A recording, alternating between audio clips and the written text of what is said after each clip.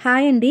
ఈరోజు వీడియోలో ఎవరైతే బ్లౌజ్ కటింగ్ ఈజీ మెథడ్లో నేర్చుకోవాలి, తొందరగా సక్సెస్ అవ్వాలి అనుకుంటున్నారో వాళ్ళకి ఈ మెథడ్ అనేది చాలా బాగా ఉపయోగపడుతుంది. ఒక్కసారి మీరు ఈ బ్లౌజ్ కుట్టి కస్టమర్కి ఇచ్చారంటే మళ్ళీ అదే కొలత బ్లౌజ్ తోటి మీ దగ్గరికి వస్తారనమాట. అదే కొలత బ్లౌజ్ని ఆది బ్లౌజ్గా తీసుకుని మీ దగ్గరికి వస్తారు. ఫస్ట్ అయితే చిన్న సైజ్ అయితే 80 సెంటీమీటర్ లైనింగ్ తీసుకోండి. పెద్ద సైజ్ అయితే 1 మీటర్ ఉండాలి ఖచ్చితంగా.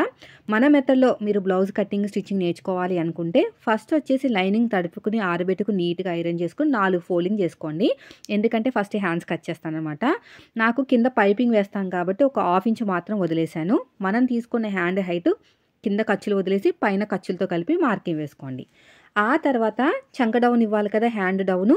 కాబట్టి మనం ఏం చేయాలంటే ఉల్టా తిప్పేసుకుని పైన షోల్డర్ కుట్టు దగ్గరించి సైడ్ జాయింట్ ఫస్ట్ కుట్టు వరకు మనకి ఎంత వచ్చిందో చూడాలి. 6 మీద 9 గీతలు వచ్చింది అంటే మనకి చంక డౌన్ వచ్చేసి 3 కన్నా తక్కువ తీసుకోవాలి. అంటే పావుతకు 3 ఇంచులు తీసుకోవాలన్నమాట. పైన షోల్డర్ కుట్టు దగ్గర నుంచి సైడ్ జాయింట్ ఫస్ట్ కుట్టు వరకు. ఓకేనా? ఇలాగ 6 మీద 9 గీతలకైతే ఒక మార్కింగ్ వేశాను. తర్వాత వచ్చేసి హ్యాండ్ లూజ్ కూడా ఒకసారి చెక్ చేసుకోండి. ఇలా పెట్టేసుకుని ఒక మార్కింగ్ వేసుకోండి. ఇలా క్రాస్గా లైన్ వేసుకోండి. ఎక్స్ట్రా ఖర్చు కోసం 2 ఇంచులు తీసుకోండి. ఇప్పుడు స్ట్రేట్గా చూసుకోండి. ఆర్మ్ లూజ్ ఎంత వచ్చానో పర్లేదు, సగానికి ఒక ఫోల్డ్ చేసుకుని మార్కింగ్ వేసుకుని ఇలా స్ట్రేట్గా లైన్ వేసేసుకోండి. ఇలా స్ట్రేట్గా. ఓకేనా? ఈ కార్నర్ దగ్గర నుంచి 1.5కి మార్కింగ్ వేసుకోండి. 6వ నెంబర్ కాబట్టి ఏ సైజు వాళ్ళకైనా షోల్డర్ దగ్గర 1 ఇంచ్ తీసేసుకోండి.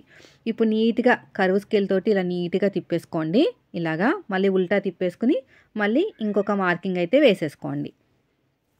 అంతే అయిపోయింది. ఇక్కడ ఒక 1/2 ఇంచ్ లోతు ఆర్మ్ లూజ్ దగ్గర నుంచి మన వైపుకి 1 ఇంచ్ అనమాట. అక్కడ 1/2 ఇంచ్ లోతు ఎందుకు తీసుకున్నామంటే కరువు తిరుగుతుంది కదా, అక్కడ లోతు వస్తే మనకి చంక దగ్గర ముడతలు రావన్నమాట. ఇప్పుడు ఎలాగైతే మార్కింగ్ వేసామో సేమ్ అదే విధంగా కటింగ్ చేసేసుకోండి. ఇలా నీట్గా కటింగ్ చేసేసుకోవాలి. ఇలా మొత్తం కూడా నీట్గా. ఈ సైడ్ కూడా అంతే. ఓకేనా? ఈ సైడ్ కూడా ఎగస్ట్రా ఉన్న క్లాత్ని నీట్గా కట్ చేసేసుకుని మిడిల్లో ఒక చిన్న టక్ ఇచ్చేసేయండి. 2 లేయర్స్ని సపరేట్గా తీసేసుకుని ఇక చిన్న టక్ ఇచ్చేసుకోండి. 2 లేయర్స్ని సపరేట్గా తీసేసుకుని లోత్ అనేది కట్ చేసేసుకోండి. మీరు కుట్టిన బ్లౌజు మీకే ఆది బ్లౌజ్గా రావాలి అంటే ఈ టిప్స్ ఫాలో అవ్వాలి. ఓకేనా? అర్థమైంది కదా? మీరు కుట్టిన ఈ బ్లౌజు ఒక బ్లౌజ్ కుడుతున్నారు, అదే బ్లౌజ్ కస్టమరు ఆది బ్లౌజ్గా తీసుకురావాలి. నాకు అన్నీ అలాగే వస్తాయి కాబట్టి నేను చెప్పినట్టు చేయండి. ఇప్పుడు బ్యాక్ పార్ట్ కటింగ్ అండి. ఎందుకంటే ఫ్రంట్ ఓపెన్ అనమాట, ఇది ఫ్రంట్ హుక్స్. అందుకు నేను బ్యాక్ పార్ట్ ఫోల్డింగ్ చేసేసాను. ఎల్ స్కేల్ సహాయంతో స్ట్రేట్గా లైన్ వేసేసాను. ఎగస్ట్రా ఉన్న క్లాత్ని కట్ చేశాను. ఒక 1/2 ఇంచ్ ఎక్కువ తీసుకున్నాను, పట్టి అతకడానికి ఖర్చులు కావాలి కదా అందుకుని. ఇలా నీట్గా. ఓకేనా? ఇది అయిపోయిన తర్వాత ఆర్మ్ లూజ్కి డీప్ నెక్ బ్లౌజ్ అండి ఇది. ఆర్మ్ లూజ్కి 1 ఇంచ్ కప్పితే చెస్ట్ లూజ్ అనమాట. అంటే మనకి 6 మీద 9 గీతలు కదా, 1 ఇంచ్ కప్పితే 7 మీద 9 గీతలు. అది చెస్ట్ లూజ్ బ్లౌజ్కి. ఓకే? డీప్ నెక్ బ్లౌజ్ అంటే నెక్ డీప్ 9 ఇంచుల నుంచి స్టార్ట్ అవుతుంది. ఎంతున్నా డీప్ నెక్ బ్లౌజే. మళ్ళీ 8 ఇంచులు అయితే డీప్ నెక్ కాదు. మనం తీసుకున్న ఆది బ్లౌజ్లో బ్యాక్ పార్ట్ హైట్ కింద ఖర్చులు వదిలేసి పైన ఖర్చులతో కలిపి మార్కింగ్ వేసుకోండి. ఇలా స్ట్రేట్గా లైన్ వేసేసేయండి. వేసిన తర్వాత మనం తీసుకున్న ఆది బ్లౌజ్లో నెక్ డీప్ ఎంత ఉందో తెలియాలంటే వీపు పార్ట్ని సగానికి ఫోల్డ్ చేసేసుకుని కింద ఖర్చు వదిలేయండి పట్టి అతకడానికి. పైన ఖర్చులతో కలిపి మార్కింగ్ వేసుకోండి. ఆటోమేటిక్గా మీకు నెక్ డీప్ అనేది తెలుస్తుంది. కొంతమంది హైట్ పెంచమంటారు, బ్లౌజ్ హైట్. అప్పుడు ఏం చేయాలంటే హైట్ పెంచమన్నప్పుడు నెక్ కూడా దింపాలని అడగాలన్నమాట. లేదు అనుకుంటే మీరు ఎక్కడైతే లైన్ వేసారో అక్కడి నుంచి చెక్ చేసుకోవచ్చు. కింద ఎంతైతే 7 మీద 9 గీతలకు మార్కింగ్ వేసానో చెస్ట్ లూజ్ పైన కూడా అంతే వేసుకుని ఎగస్ట్రా ఖర్చు కోసం 2 ఇంచులు అయితే తీసుకున్నాను. ఇలాగా అయిపోయిందండి. ఫుల్ షోల్డర్ 5 ఇంచులు తీసుకోవాలి ఈ సైజు వాళ్ళకి. ఓకేనా? ఫస్ట్ అయితే నెక్ వచ్చేసి 2 ఇంచులు తీసుకున్నాను. 2 ఇంచుల కన్నా ఒక గీత తక్కువే తీసుకున్నాను. ఫుల్ షోల్డర్ 5 ఇంచులు తీసుకున్నాను. ఓకేనా? మిగతాదంతా కూడా చిన్న షోల్డర్ కింద ఉండిపోతుంది. చంక డౌన్ 5.5 తీసుకున్నాను. చెక్ చేద్దాం. చెస్ట్ లూజ్కి ఆర్మ్ లూజ్ మ్యాచ్ అవ్వాలి. కింద నెక్ బాగా బ్రాడ్గా కావాలంట వీళ్ళకి. 3 ఇంచులు తీసుకున్నాను. యాక్చువల్గా 2.5 ఇంచులు తీసుకుంటే సరిపోతుంది, కానీ 3 ఇంచులు తీసుకున్నాను. ఇలా నీట్గా కర్వ్ అనేది తిప్పేసుకోండి. ఇలా నీట్గా కర్వ్ అనేది తిప్పేసుకోండి. తర్వాత ఇక్కడ కూడా ఎల్ షేప్ ఇచ్చేసేయండి. షోల్డర్ దగ్గర కావాల్సినంత ఖర్చు కూడా వదిలేయండి. మీకు ఎంత కావాలో అంత. ఇలా షోల్డర్ దగ్గర ఖర్చు కూడా వదిలేసుకోండి. ఈ కార్నర్ దగ్గర ఇక్కడ 1.5కి మార్కింగ్ వేసుకోండి. వేసుకున్న తర్వాత కర్వ్ స్కేల్ తోటి నీట్గా కర్వ్ అనేది తిప్పేసుకోవాలి ఇలాగా. ఓకేనా? తిప్పేసుకొని షోల్డర్ దగ్గర కావాల్సినంత ఖర్చు వదిలేసుకుని గీత కింద నుంచి కొలుచుకోవాలి. మనకు కరెక్ట్గా 6.9 అయితే రావాలి. నాకు 7 ఇంచులు వచ్చింది. పర్లేదు, ఒకటే గీత కదా. ప్రాబ్లం ఏం లేదండి. ఎందుకంటే మనం కొలిచేటప్పుడు కూడా అటు ఇటు అవ్వచ్చు. కానీ మళ్ళీ పావించు, హాఫ్ ఇంచ్ అంత రాకూడదు. నడుము లూజ్ వచ్చేసి 28 ఇంచులు. దాంట్లో 4వ భాగం 7 ఇంచులు, డాట్ కోసం ఒక 1 ఇంచ్ కప్పితే 8 ఇంచులు. సగానికి ఫోల్డ్ చేసుకుని అటు ఒక హాఫ్ ఇంచ్, ఇటు ఒక హాఫ్ ఇంచ్ మార్కింగ్ వేసుకుని హైట్ వచ్చేసి 3.5 తీసుకున్నాను. ఎందుకంటే బ్లౌజ్ హైట్ మరి ఎక్కువ లేదనమాట. 14.5 అలా ఉంది. మీకు 15 ఇంచులు అలా ఉంటే హైట్, డాట్ హైట్ 4 ఇంచులు తీసుకోవాలి. ఇంకా 17 ఇంచులు అలా ఉంటే 4.5 ఇంచులు అలా తీసుకోవాలన్నమాట. ఇప్పుడు ఎలాగైతే మార్కింగ్ వేసామో సేమ్ అదే విధంగా కటింగ్ చేసుకుంటూ వెళ్ళిపోండి. చూడండి, ఇలా నీట్గా కటింగ్ చేసుకుంటూ వెళ్ళిపోవాలి. ఈ సైడ్ కూడా అంతే, ఇలా సైడ్ కూడా అయిపోయింది. ఇక చిన్న టక్ ఇచ్చేసేయండి, ఇక్కడ చిన్న టక్ ఇచ్చేసేయండి. అడుగు భాగంలో ఒక మార్కింగ్ అయితే వేసేసుకోండి ఇలాగా. ఓకేనా? ఇప్పుడు బ్యాక్ పార్ట్ రెడీ అయిపోయింది, హ్యాండ్స్ కూడా రెడీ అయిపోయినాయి. తర్వాత వచ్చేసి ఫ్రంట్ పార్ట్ అనమాట. నేను చెప్పిన స్టెప్ బై స్టెప్ మీరు కూడా ఇలా కటింగ్ చేస్తేనే మీరు కుట్టిన బ్లౌజ్ మీకే కొలత బ్లౌజ్ కింద వస్తుంది. అదొక విషయం బాగా గుర్తుపెట్టుకోండి. ఫస్ట్ హ్యాండ్స్, తర్వాత బ్యాక్ పార్ట్, తర్వాత ఫ్రంట్ పార్ట్. క్రాస్ కటింగ్ అండి, అందుకనే క్రాస్గా వేశాను. కూర అనేది మన వైపుకు ఉంది, ఫోల్డింగ్ అనేది ఆపోజిట్లో ఉంది. ఇప్పుడు మనం తీసుకున్న అది మన బ్యాక్ పార్ట్ ఉంది కదా, సేమ్ యాస్టీజ్గా మార్కింగ్ వేసుకుని సైడ్ జాయింట్ వైపుకు ఒక హాఫ్ ఇంచ్ వదిలేయండి, సరిపోతుంది. ఈ కరువు తిరిగిన చోట కూడా మీరు ఒక హాఫ్ ఇంచ్ లోతు తీసుకోవాలి. వీపు పార్ట్ హైట్ అంటే మనకి మార్కింగ్ కూడా వేసుకోవాలన్నమాట. హైట్ దగ్గర కూడా మార్కింగ్ వేసుకోవాలి. అలా వేసుకుంటే మనకి బ్యాక్ పార్ట్ ఆధారంగా ఫ్రంట్ పార్ట్ మార్కింగ్ అనేది అయిపోతుంది అనమాట. ఇక్కడ ఒక హాఫ్ ఇంచ్ లోతు అయితే తీసుకోండి. ఇలాగా మనం నీట్గా తీసేసుకోవాలి. తర్వాత షోల్డర్ దగ్గర కావాల్సినంత ఖర్చు వదిలేయండి. ఖర్చు వదిలేసుకుని ఇప్పుడు మనం తీసుకున్న ఆది బ్లౌజ్ ఉంటుంది కదా, ఫ్రంట్ పార్ట్ హైట్ ఆది బ్లౌజ్ నుంచి మాత్రమే చూసుకోవాలి. బ్యాక్ పార్ట్ ఆధారంగా 2 ఇంచులు ఫోల్డ్ చేయటాలు అలా చేయకూడదు. ఇలా ఓపెన్ చేసుకుని పైన షోల్డర్ కుట్టు దగ్గర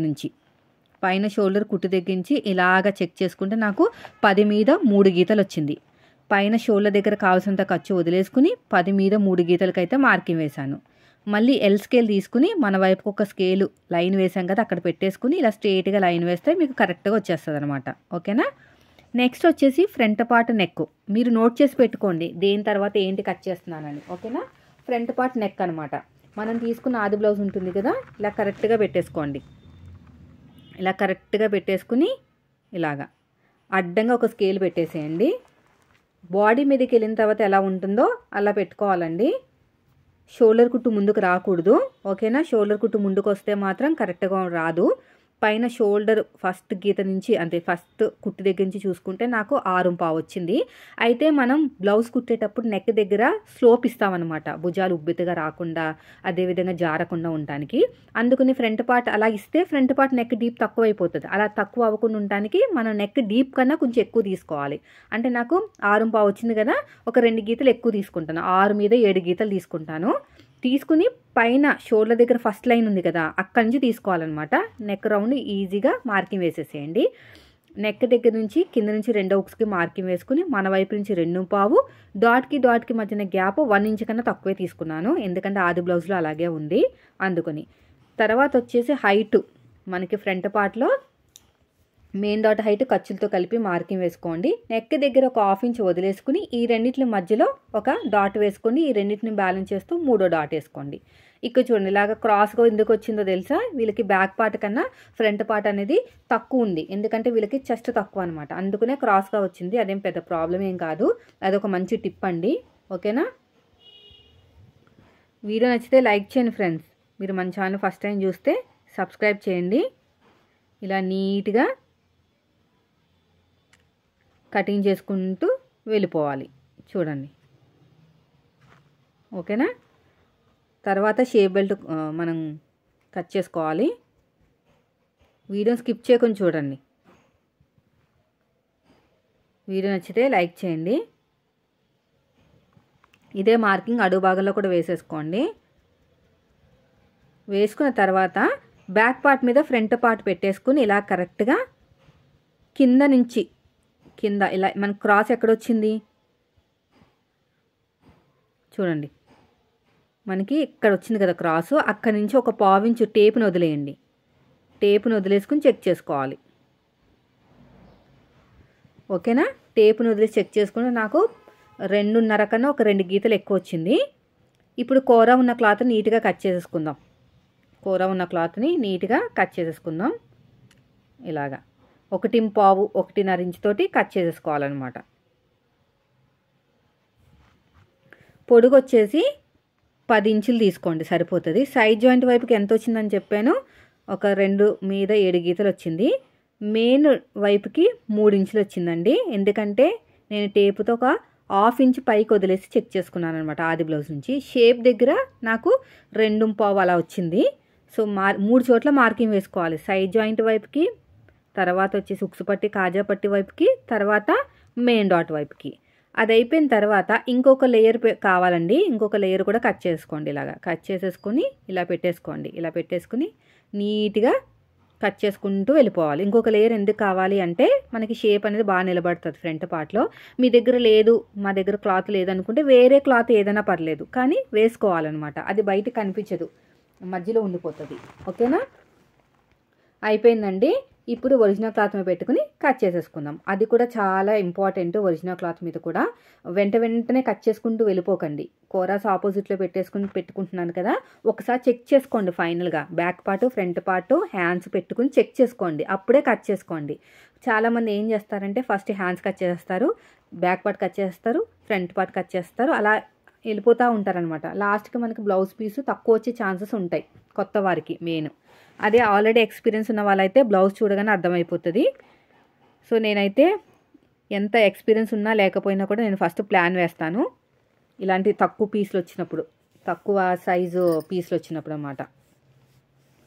ఇలా కరెక్ట్గా పెట్టేసుకోండి. గమ్ము పెట్టి జాయిన్ చేసుకోవాలండి, అప్పుడే మనకి ఫినిషింగ్ అనేది నీట్గా వస్తుంది, లేకపోతే అస్సలు రాదు. ఇలాగా తర్వాత వచ్చేసి క్రాస్గా పెట్టేశాను, తర్వాత హ్యాండ్స్ పెట్టేశాను, షేప్ బెల్ట్, అంతే. చూసారా ఫైనల్ లుక్? వీడియో నచ్చితే లైక్ చేయండి. Thank you for watching.